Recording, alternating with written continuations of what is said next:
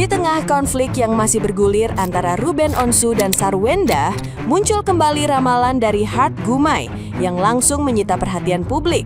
Peramal tersebut memprediksi masa depan Sarwenda akan menghadapi ujian berat, terutama setelah berbagai kontroversi yang terus menjadi sorotan. Ramalan itu kemudian ramai diperbincangkan karena dikaitkan dengan kondisi karir, bisnis, dan kehidupan pribadinya saat ini. Menurut penerawangan yang beredar, Sarwenda disebut berpotensi mengalami penurunan dalam karir dan kondisi finansial apabila polemik yang terjadi terus berlanjut. Tidak hanya itu, hubungan asmaranya dengan Giorgio Antonio juga ikut menjadi sorotan. Ramalan tersebut menyebut adanya kemungkinan perubahan besar dalam hubungan mereka ketika situasi sulit datang. Ramalan itu pun memicu beragam reaksi, mulai dari yang percaya hingga menganggapnya sekadar spekulasi belaka di kalangan publik. Nah, gimana nih menurut netizen yang terhormat? Silahkan berkomentar ya. Lihat-lihat netizen itu terbelah menjadi dua ya, tim Sarwenda dan tim Ruben Onsu. Iso-isone lho tak lihat di kolom komen iku tukaran one-onean sampai koyo boh pokoknya. Lo aja ngono. Iku ibaratnya kalau ada ring ya, kalau ada orang di real life-nya ya, iku seru nepal dan pasti tim-timnya yang di belakang ini, wayo ngono kuwi. Nanti nek sing Ruben dionekno apa? Emang kamu ada di situ 24 jam ya kok bisa tahu banget anu. Nanti nek sing SWD anu. Alah, kamu aja nggak ngerasain jadi istrinya 11 tahun nih. Ngono iku. Tukaran tenang. Tukaran 100%. Hatine iku wis diopyok ambek. Iki jogo foto cah. Ya, mbok dieman-eman lho tenagane nggo masak apa nyapu apa ngono. Aku kok iso heran. Fenomenanya iki lho mengherankan. Sudah loh guys ya. Iku lho, sing korupsi sak M sedino iku lho. Urusana. Keting aku ambek wong budak iku gembesan gak kuat. Ini rincian pembayaran dari si Wenda untuk Ruben Onsu guys. Ini lu lihat nih. Lu lihat. Ini rinciannya tuh bukan buat anak doang nih kata gua nih. Segala macem ada begitu. Segala macem dogi. Lu itu kan udah berpisah nih ya kan. Ruben Onsu itu tuh cuma wajibnya itu menafkahi anak doang. Segala dogi harus dinafkahin kayak mana sih? Anak gede banget lagi sampai 9 juta kata gua. Sampai ke suster-susternya juga harus di driver ini. Kata gua, yang pakai driver itu kan bukan anak-anak doang nih. Gue yakin ini jatuhnya nih ya kan rincian pembayaran bukan buat menafkahi anak doang nih. Rumah tangga. Bener. Lu kan udah pisah, Neng. Ya Allah, ketahuan banget meresnya kata gue. Dan juga listrik, kenapa harus dibagi dua? Kenapa? Kan lu yang tinggal di situ. Udah tanggung jawab lu. Yang pakai listrik itu kan bukan anak-anak lu doang. Pegawai lu, pacar lu. Kan Ruben Onsu yang bayar. Sini dulu, ngobrol sama gua dulu nih.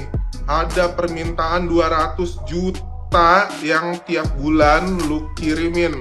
Rinciannya itu anak 3 pokok dan lain-lain 75 juta.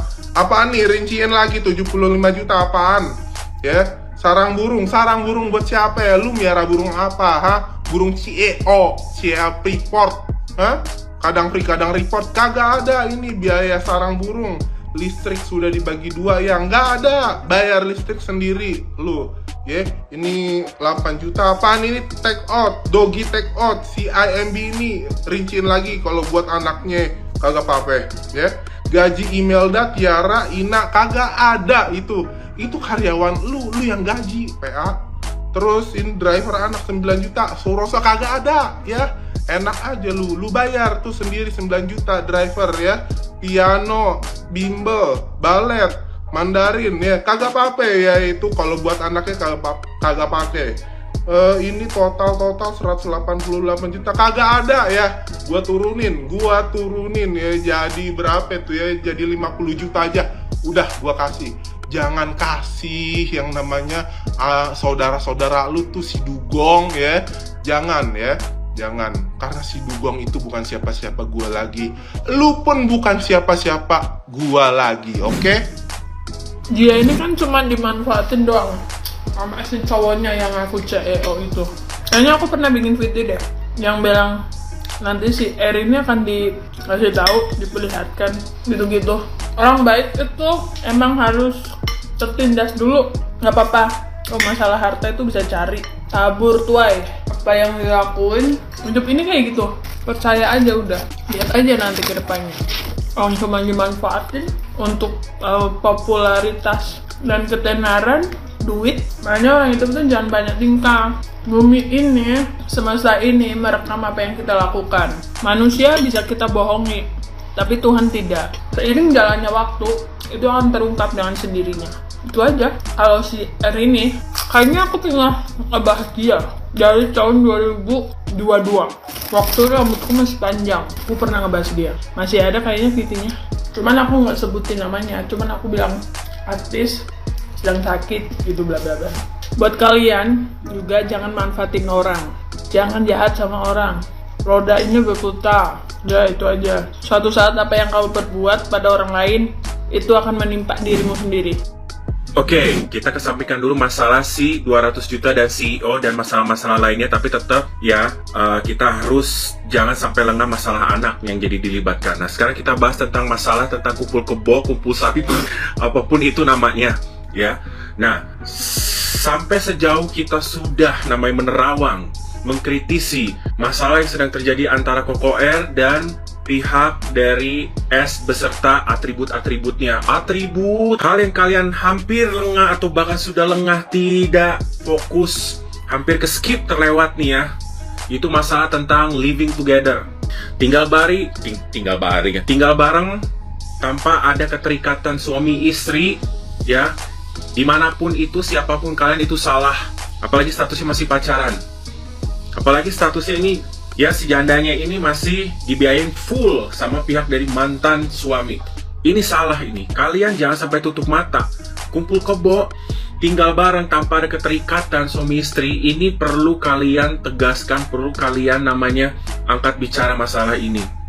Ini udah salah. Kalian tidak sadar, kalian dinormalisasikan, diberikan contoh bahwa tinggal bareng tanpa ada keterikatan nikah itu sah-sah aja. Ini maaf ya, bukannya aku mengklasifikasikan kasus seperti gini terjadi pada tingkat sosial tertentu, tapi biasanya banyak terjadi sama yang menengah ke bawah nih. Ini jangan sampai dibiarin nih, karena masalah plus 62 nih selalu bergelut masalah tentang kumpul kebo, kumpul sapi, kumpul kambing, apapun namanya ini ya.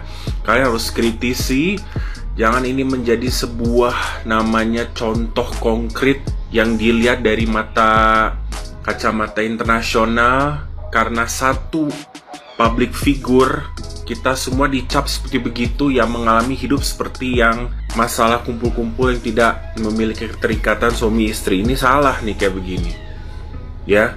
Memberi contoh bahwa yang memiliki kehidupan berkecukupan juga ekonomi sosial tinggi juga tidak luput dengan masalah ini, tidak boleh dinormalisasikan ya guys.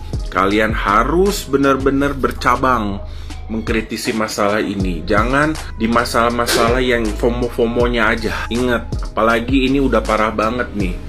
Sudah merangkul semuanya apa yang ada di rumah situ yang belum resmi jadi hak ya secara hukum milik dari CEO ini juga. Ya kan, mendoktrin lah, ada namanya hubungan yang tidak elok di mata masyarakat normal ya kan, memiliki, mengklaim semuanya. Bahaya, kedua belah pihak ini salah nih, antara si 200 sama si CEO ini. Ya tolong kalian jangan sampai lengah masalah ini, karena ini banyak sekali ornamen-ornamen dalam masalah ini tuh yang memang benar-benar harus kita kacamatakan secara fokus ya, banyak cabangnya. Pertanyaan saya, Koko ini Koko Ori atau Koko KW? Kalau Koko Ori ya maco dikit lah bikin kontennya ya.